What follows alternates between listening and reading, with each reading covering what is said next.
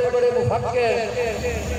اور بڑے بڑے حجت اور بڑے بڑے شیخ جس مقام پہ ڈگمگائے اس مقام پر بھی ثابت قدم رہ کر دین کا اصل چہرہ اور اصل پیغام بتانے والی شخصیت ڈاکٹر اعظم کرام کی دنیا میں معروف ہے۔ آج تھوڑی دیر کے بعد ہمیں یہ سعادت حاصل ہوگی، ہم اجازت کریں گے ان کی صحبت میں اور ان کی معیت میں وقت گزارنے کا موقع بھی نصیب ہوگا،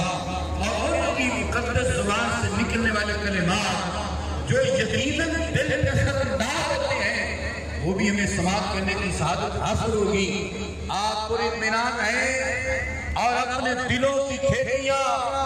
انہیں سیراب کرنے کے لیے قبلہ قائد محترم کی گفتگو سے اپنے ایمان کو تازہ کرنے کے لیے آپ اپنے آپ کو تیار کریں۔ آج کا خطاب تاریخی خطاب ہوگا اور امت مسلمہ کی وحدت کا پیغام اور اس کے ثمرات اور اس کا صحیح طریقہ آج دنیا کے سامنے انشاءاللہ تبارک و تعالی تھوڑی دیر کے بعد قبلہ قائد محترم بیان فرمائیں گے۔ آج سے پہلے بھی کئی لوگوں نے اتحاد امت، وحدت امت، اتحاد اہل سنت اس طرح کے ملتے جلتے ناموں کے ساتھ لوگوں کو ورگلانے کی کوشش کی، لیکن پس پردہ ان کے اپنے مقاصد تھے، ان کی کچھ ڈیوٹیاں تھیں، ان کی کچھ ذمہ داریاں کسی طرح سے لگائی گئی، جس کو پورا کرنے کے لیے انہوں نے یہ نام استعمال کیے،